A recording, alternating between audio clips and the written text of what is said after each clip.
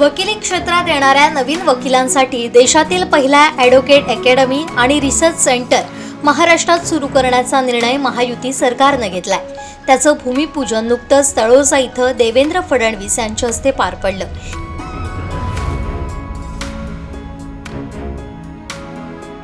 या अकादमीचं महत्त्व लक्षात घेऊन उपमुख्यमंत्री देवेंद्र फडणवीस यांनी 10 कोटी रुपयांचा निधी देणार असल्याचं जाहीर केलं।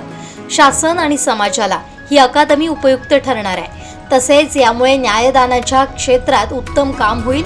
त्यामुळेच इथं शिकणाऱ्या वकिलांना विद्यावेतन देण्याचंही फडणवीस यांनी स्पष्ट केलंय। चांगले कायदे बनवण्यासाठी या अकादमीची निश्चित मदत होईल। त्यासाठी महायुती सरकारनं हा निर्णय घेतलाय।